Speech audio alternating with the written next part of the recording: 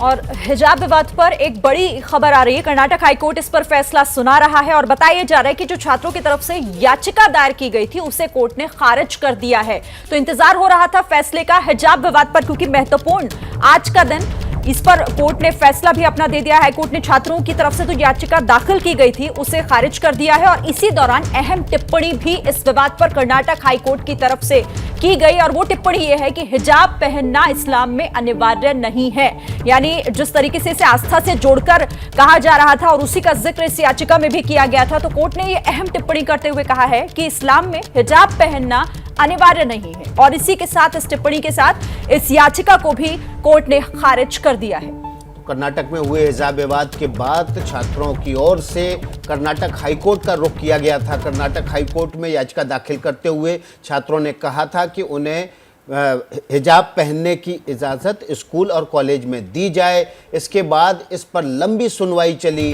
लंबी सुनवाई के दौरान केरल और मुंबई हाईकोर्ट के तमाम फैसलों का भी इसमें जिक्र किया गया और हमारे साथ पिंकी राज पुरोहित इस खबर पर ज्यादा जानकारी के साथ जुड़ गई हैं। पिंकी, क्या अपडेट है आपके पास? क्या कहा हाईकोर्ट ने? देखिए विकास, बिल्कुल आप बता दें कि हाईकोर्ट ने बिल्कुल क्लियर कर दिया है कि हिजाब पहनना जो है एसेंशियल रिलीजियस प्रैक्टिस नहीं है और साथ ही हिजाब बैन को जो है अपहोल्ड कर दिया है। तो सीधे तौर पर ये एक बड़ी न्यूज जो है कर्नाटक हाईकोर्ट से आ रही है। जिस तरह से लगातार हिजाब को लेकर राज्य भर में राजनीति चल रही थी, जिसका असर जो है बाद में देश भर में दिखाई दिया और सीधे तौर पर आज चूंकि इस पर वर्डिक्ट आना था, जिस पर अब कर्नाटक हाईकोर्ट ने साफ कर दिया है कि ये एसेंशियल रिलीजियस प्रैक्टिस नहीं हो सकता। और इसके साथ ही जिस तरह से ये वर्डिक्ट आना था, आपको बता दें कि राज्य भर के कई जिलों में 144 सेक्शन लगा दिया गया है। स्कूल और कॉलेज को भी आज बंद रखा गया, क्योंकि राज्य भर में किस तरह से हिंसक प्रदर्शन भी देखे गए थे इस पूरे मुद्दे को लेकर। उसके बाद अब कहीं ना कहीं जो है जिस तरह का लॉ एंड ऑर्डर अगर खराब ना हो, इसी को देखते हुए बेंगलुरु समेत कई जिलों में 144 सेक्शन लगा दिया गया है ताकि कोई भी इस पर जो है प्रदर्शन ना करे। वहीं हाईकोर्ट ने ये बिल्कुल क्लियर कर दिया है कि ये किसी भी तरह से रिलीजियस प्रैक्टिस जो है ये जरूरी नहीं है हिजाब पहनना। तो सीधे तौर पर कर्नाटक हाईकोर्ट ने ये साफ कर दिया है और अब देखना होगा कि जो ग्रुप से जो लगातार प्रोटेस्ट कर रहे थे उनकी तरफ से अब क्या रिएक्शन देखने को मिलता है, क्योंकि फिलहाल तमाम जो हिजाब से रिलेटेड जो बाकी की पिटीशन थी उनको भी जो है अब डिसमिस कर दिया है कर्नाटक हाईकोर्ट ने और ये सीधे तौर पर कह दिया है कि ये जो है एक रिलीजियस प्रैक्टिस एसेंशियल नहीं हो सकती इस्लामिक स्टेट में। जी, तो इस वक्त हम स्क्रीन पर आपको 3 जजेस की तस्वीरें दिखा रहे हैं। ये हाईकोर्ट में जो 3 जजेस की बेंचेस थी, उन्होंने जो फैसला सुनाया है वो है justice Rituraj Awasthi, justice Krishna Dixit, justice JM Khazi. ये 3 हाईकोर्ट के जज हैं जिन्होंने ये फैसला सुनाया था और इस पर बात करने के लिए हमारे साथ खास मेहमान शोएब जमे जुड़ गए हैं। उनका रुख कर लेते हैं। शोएब जी, बड़ा फैसला और बहुत महत्वपूर्ण टिप्पणी यहां पर कोर्ट ने की है कि ये इस्लाम धर्म में अनिवार्य नहीं है हिजाब पहनना। इसको कहकर कोर्ट ने याचिका खारिज कर दी। रिएक्शन आपका? नहीं भाई, इसमें कोई आश्चर्य की बात नहीं है, कोई नई बात नहीं है कि अनिवार्यता जो है वो इस्लाम धर्म के मान्यता के हिसाब से कोई ऐसी अनिवार्यता नहीं है। जो नहीं भी हिजाब पहनते हैं वो भी उतना ही मुसलमान है और जो पहनते हैं वो भी उतना ही मुसलमान है। लेकिन सवाल ये है कि इंसान या लड़की या लड़का अपने सर ढके या नहीं ढके या क्या खाए या क्या पिए, अगर ये कुरान से और कोर्ट से तय होने लगे तो मुझे लगता है कि फिर इस देश में यहाँ से जो लोगों की डाइवर्सिटी है और चॉइस है वो तो कहीं नहीं रहेगा। कल को कोई ये कहेंगे कि भाई यहाँ से कि भाई पिज्जा और बर्गर क्यों खाते हो, कहीं तो हिंदू पुराणों में और यहाँ से किसी धार्मिक ग्रंथों में तो नहीं लिखा है। ये कहीं रोक नहीं है कि आप सर ना ढकें, किसी ने नहीं रोका है। लेकिन इंस्टीट्यूशंस के, प्राइवेट प्रॉपर्टी के अपने नियम होते हैं। मेरे घर में आप कैसे आएंगे, कब आएंगे, ये मैं तय करूंगा। इंस्टीट्यूशंस के भी अपने लॉ होते हैं। बाहर आप सड़क पर पहनिए, अपने घर में पहनिए, मस्जिद में पहनिए, गुरुद्वारे में पहनिए, किसी को कोई आपत्ति नहीं है। नहीं, असल में आपत्ति तो किसी को नहीं है, लेकिन सवाल सिर्फ इतना था कि भाई जिन स्कूलों में यहाँ से ये बच्चियां पढ़ रही थी, वो पिछले 1 साल से या जब से स्कूल जा रही हैं तब से उन्होंने यहाँ से हिजाब अपना डालना शुरू किया था, कोई नई बात तो नहीं थी। आपने अचानक एग्जाम के वक्त में ये जो नोटिस ला करके फिर उनका मामला खराब कर दिया और एग्जाम सर पे है, उस वक्त आपने बैन कर दिया उनका स्कूल आना, तो ये उनका एजुकेशनल करियर जो है वो दांव पे लग गया। सबसे बड़ा कंसर्न ये है, अरे भाई उनको नहीं पसंद आएगा स्कूल, अगले साल वो अगले सेमेस्टर में या अगले सेशन में वो ऐसा स्कूल चूज कर लेंगे जहाँ हिजाब इज नॉट एन इशू। लेकिन अभी के लिए तो वो करियर दांव पे लग गया ना। आप अपनी बात में कहीं ना कहीं देखिए डिफर कर रहे हैं। आप एक तरफ ये भी कह रहे हैं कि जो हिजाब पहनता है वो भी मुस्लिम है, जो नहीं पहनता वो भी मुस्लिम, फिर इसे धर्म से जोड़ कैसे दिया जाता है? आप रहिएगा शोएब जमई हमारे साथ। शाइस्ता अंबर सामाजिक कार्यकर्ता वो भी हमारे साथ जुड़ गई हैं। शाइस्ता जी, सबसे पहले तो रिएक्शन आपका, बड़ा फैसला ये कर्नाटक हाईकोर्ट का, ये कहते हुए इस याचिका को खारिज कर दिया गया कि इस्लाम में अनिवार्य नहीं है हिजाब पहनना, जिसे धर्म और आस्था से जोड़कर देखा जा रहा था। हम हाईकोर्ट, कर्नाटक हाईकोर्ट का और उनके जज का सम्मान करते हैं और फैसले का भी सम्मान करते हैं, और सुप्रीम कोर्ट, सर्वोच्च न्यायालय के भी जो भी फैसले आते हैं उनका भी हम सभी भारतीयों को सम्मान करना चाहिए। और रहा ये कि हमारी बच्चियों के लिए अभी तक ऐसा कोई भी विवाद हिजाब को लेकर या स्कार्फ को लेकर नहीं था, पहले से पढ़ती आ रही थी। अब अगर हमारे कॉलेज में या हाई कोर्ट ये कहे कि यूनिफॉर्म कोड जो है उसी को ही लागू होगा, तो अगर यूनिवर्सिटी और कॉलेज में भी यूनिफॉर्म कह दिया जाए तो हमारे लिए पहले जरूरत है एजुकेशन, पहले जरूरत है इल्म, पहले जरूरत है इकरा। जब हम नहीं शाइस्ता जी, यूनिवर्सिटी और कॉलेज में नहीं है, ये सिर्फ स्कूल में किया गया है और स्कूल के नियम होते हैं। जब एडमिशन लेते हैं तो आप उन नियमों से बंधे होते हैं। स्कूल का नियम फॉलो करना चाहिए। अगर हमें पढ़ना है तो हमें स्कूल का नियम फॉलो करना चाहिए, और हम किसी भी संस्था में होंगे तो हमें उस संस्था के नियमों को पालन करना चाहिए। अगर हमारे देश का संविधान राइट टू चॉइस आर्टिकल 21 है, अगर हमारे संविधान में, हमारे न्यायालय में अगर राइट टू चॉइस आर्टिकल 21 में हम लोगों के फैसले आते हैं तो बहुत अच्छा है, और अगर नहीं आते हैं तो हमें समान अदालत का और संविधान का के हिसाब से उनको चलना पड़ेगा, और हमें अपनी वेशभूषा जो मर्यादित हो, शब्द हो, शालीन हो, और उससे हमें एजुकेशन अपना लेना बहुत जरूरी है। एजुकेशन होगी तभी हम सही और गलत का फैसला कर पाएंगे, चाहे वो हमारे देश में हिंदू बेटियां हो, चाहे मुस्लिम बेटियां हो, चाहे अन्य मजहब और रिलीजियस की बेटियां हो, उनको पहले पढ़ना होगा और बेटों को भी शिक्षित होना पड़ेगा। जब वो शिक्षित होंगे, मर्यादित होंगे, सभ्यशालीन होंगे, तो भी वो हमारे देश में तरक्की होगी, और वो न्यायालय का और संविधान का सम्मान भी करेंगे और हमारे न्यायालय के फैसले को गौर से समझ पाएंगे। शोएब भाई हमारे साथ अगर जुड़े हों, शोएब भाई आप सुन रहे हैं? नहीं, मैं ऑफ कोर्स सुन रहा हूँ, और इसलिए मैंने कहा कि हम सारी ओपिनियन का सम्मान करते हैं। भाई जो औरतें यहाँ से, जो बच्चियां हिजाब नहीं पहनना चाहती हैं, जो अपने हिसाब से चॉइस का कपड़ा पहनती है, हम उनका भी सम्मान करते हैं। और जो बेटियां आकर के कहती है मैनेजमेंट को कि भाई मुझे अपना सर ढकने दो, हमको उसका भी सम्मान करना चाहिए। सवाल सिर्फ इतना टेक्निकल ये है कि क्या हेड कवरिंग या हिजाब क्या ड्रेस कोड के अंदर आएगा क्या? अगर वो लड़कियां सलवार सूट अपने ड्रेस कोड, तो सवाल का जवाब, आपके सवाल का जवाब हाईकोर्ट ने दे तो दिया।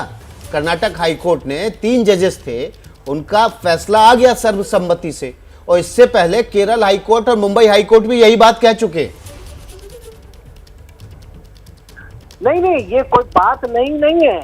तय ये होना है दरअसल कि भाई हेड स्कार्फ जो है वो ड्रेस कोड का हिस्सा होगा या नहीं होगा। मैं समझता हूँ कि नहीं होगा, क्योंकि अभी हाई कोर्ट में मामले हैं, बातें तो अभी सुप्रीम कोर्ट में भी होनी है। लेकिन सवाल ये है कि भाई कोई ड्रेस पहन के आ रहा है वो तो ठीक है, लेकिन कोई टीका भी लगा के आए या हेड स्कार्फ पहन के आए, यही याचिका थी शोएब भाई, यही याचिका थी। आपने शायद याचिका पढ़ी नहीं है ढंग से। आप पहले एक बार याचिका पढ़िए तो आपको अंदाजा होगा कि छात्रों ने क्या याचिका कर्नाटक हाईकोर्ट में दाखिल की थी।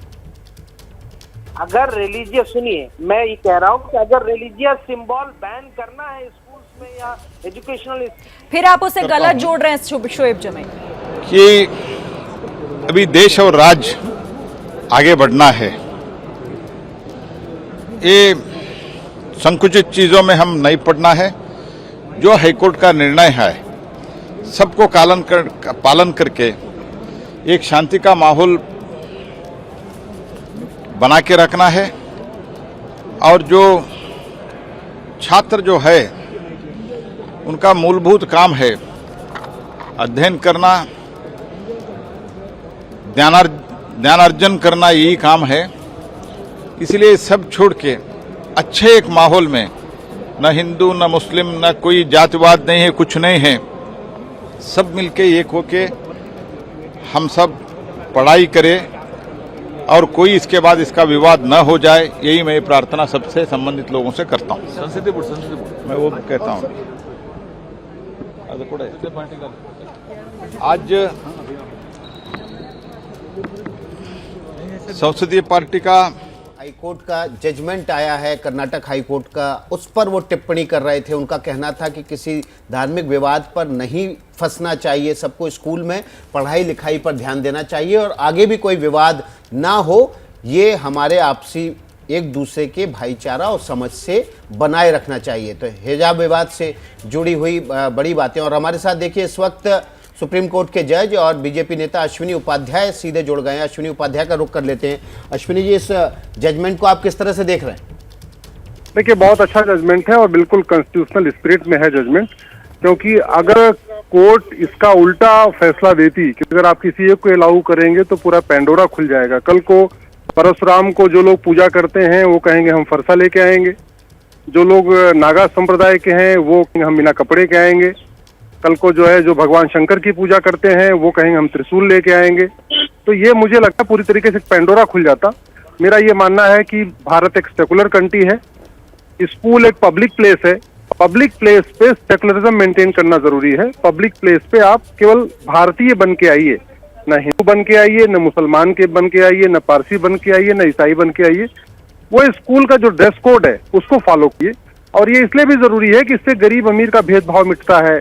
वहाँ पूरे क्लास में सब बच्चे एक से दिखाई पड़ते हैं। अदरवाइज क्या होगा कि लोग कोई हिजाब में आएगा, कोई बुरके में आएगा, कोई त्रिशूल लेके आएगा, कोई फरसा लेके आएगा, तो उस क्लास में एक पूरा गैंग दिखाई पड़ेगा। अच्छा, ये परशुराम का गैंग है, ये भगवान शंकर का गैंग है, तो अलग अलग पूरा गैंग हो, ये मुस्लिम गैंग है। तो ये गैंगबाजी ना हो, भेदभाव खत्म हो, अमीर गरीब का भेदभाव खत्म हो, उसके लिए जरूरी है। अब समय आ गया है कि देश में कॉमन ड्रेस कोड लागू किया जाए। जिस तरीके से केंद्रीय विद्यालय में पूरे देश में सारे बच्चे एक ड्रेस कोड पहनते हैं, उनका कॉमन ड्रेस कोड होता है अपने केवीएस में, उसी तरीके से प्रत्येक स्कूल में एक ड्रेस कोड अनिवार्य करना जरूरी है। ठीक है अश्विनी जी, आप रहिए हमारे साथ। और भी मेहमान हमारे साथ जुड़ गए हैं, सामाजिक कार्यकर्ता जीनत शौकत अली भी हमारे साथ हैं। ये फैसला क्योंकि बहुत महत्वपूर्ण इसलिए हो जाता है जीनत शौकत अली साहब की कर्नाटक हाईकोर्ट ने एक महत्वपूर्ण टिप्पणी के साथ जजमेंट दिया है कि इसे आप धर्म से मत जोड़िए क्योंकि इस्लाम में अनिवार्य नहीं है हिजाब पहनना। जी, आई थिंक ऑनरेबल कोर्ट का हमको रूल ओबे करना है और उन्होंने बहुत सोच समझ के ये रूल बनाया है और मैं इससे सहमत हूँ, क्योंकि जब स्कूल में आप हो तो it should be religion neutral. आपको कोई नहीं कह रहा है कि आप हिजाब नहीं पहनना, बाहर आप जहाँ जाओ तो आप पहन सकते हो। ये स्कूल है और ये क्लासरूम की बात है। और जब उन्होंने सोच समझ के जो फैसला दिया है, आई थिंक मैं उनकी फैसले से बिल्कुल सहमत हूँ कि सब एक सा होना चाहिए, सब बच्चे एक सा दिखना चाहिए, एक सा होना चाहिए, रिलीजन न्यूट्रल होना चाहिए। और वहाँ आप पढ़ाई के लिए जाते हो तो वो पढ़ाई दिल लगा के पढ़ना चाहिए। जीनत शौकत अली साहब, आप जो बात इतनी सहजता से समझ रहे हैं और समझा रहे हैं, बता रहे हैं कि केवल स्कूल में यूनिफॉर्म होनी चाहिए, बाकी सब जगह आपको पहनने की आजादी है, ये बात बाकी लोग क्यों नहीं समझ पा रहे हैं? जरा सा करिए, पता नहीं मुझको ये मैटर थोड़ा पॉलिटिकल भी हो गया है। ये तो आपको सबमिट करना ही होगा कि इसमें पॉलिटिक्स स्टेप इन हो गया और बिल्कुल नेशनल और इंटरनेशनल इशू उसको बनाया गया इस किस्म से। तो वो क्या है, एक किस्म का आई थिंक वो डिस्टिंक्शन और वो फियर बैठ गया कि ये ब्लैंकेट बैन तो नहीं है, लेकिन जो बात सिंपल और साफ है। और बिकॉज ऑफ पॉलिटिक्स ये सब चीजें होते रहती है। I think politics has to remain out of this educational affairs. और और हमको हाई कोर्ट का जो भी जजमेंट है उसका इस्तकबाल करना चाहिए, वेलकम करना चाहिए, जहाँ रिलीजन न्यूट्रल होना चाहिए आप बाहर कुछ भी पहनिए, लेकिन जब स्कूल में आए तो सब एकसा होना चाहिए. जी In the eyes of the teacher, all of us have to be one, and that is the idea of the uniform. The rich, the poor, the gora, the koi, everyone is one. You see, so I think it's a very important. जी शुक्रिया जीनत जी हमारे साथ जुड़ने के लिए और ये बातचीत करने के लिए, क्योंकि ये महत्वपूर्ण फैसला है. हिजाब विवाद पर अब रिएक्शन भी लगातार आ रहे हैं. आरजेडी के नेता मनोज झा इस पर क्या कह रहे हैं, उनको भी एक बार सुन लेते हैं. है आरजेडी सांसद मनोज झा. मनोज जी, हाईकोर्ट ने कहा है कि इस्लाम का अनिवार्य हिस्सा नहीं है हिजाब, और याचिका को खारिज किया. देखिए, माननीय उच्च न्यायालय का फैसला है, उस पर टिप्पणी करना उचित नहीं होगा. लेकिन संदर्भ ये है कि कई सारी चीज़ें जब इंटरप्रिटेशन पे आती हैं तो उसमें बहुत मुश्किल होती है कि कौन सी चीज़ परंपरा का हिस्सा है, कौन सी चीज़ हिस्सा नहीं है. अब देखा जाए आगे इस पर विमर्श जो वो एक उच्च स्तर पर हो, संभव हो तो अपनी संसद में भी इस पर एक विशद चर्चा हो कि किसी भी धर्म का अनिवार्य हिस्सा क्या होता है, क्या होना चाहिए. और हिजाब का मुद्दा तो वैसे भी उत्तर प्रदेश चुनाव के बरक्स था. क्या आप कह रहे हैं कि बेवजह इस मुद्दे को तूल दिया गया? बिल्कुल बेवजह इस मुद्दे को तूल दिया गया. हम देख रहे हैं कि बेरोजगारी पे बात नहीं हुई, महंगाई पे बात नहीं हुई. क्या बात होती रही? हिजाब. ये लोकतंत्र के लिए अच्छा संदेश. ये चुनावी राजनीति का हिस्सा आप कह रहे हैं? मैं तो सीधे तौर पे मानता हूँ कि बीजेपी मौलिक मुद्दों पे लड़ नहीं सकती, तो आसमानी मुद्दों को पैदा करती है. तो हिजाब विवाद पर फैसला आ गया है. बहुप्रतीक्षित फैसला. कर्नाटक में हिजाब को लेकर विवाद हुआ. स्कूल में हिजाब पहनने की आज़ादी की मांग करते हुए मुस्लिम संगठन और छात्र संगठन कर्नाटक हाईकोर्ट चले गए. कर्नाटक हाईकोर्ट ने लंबी सुनवाई की. लंबी सुनवाई के बाद इस मामले पर आज फैसला आया है. 3 जजों की बेंच ने सर्वसम्मति से फैसला दिया कि हिजाब इस्लाम का अनिवार्य हिस्सा नहीं है, इसलिए हिजाब पहनने पर स्कूल में प्रतिबंध जारी रहेगा.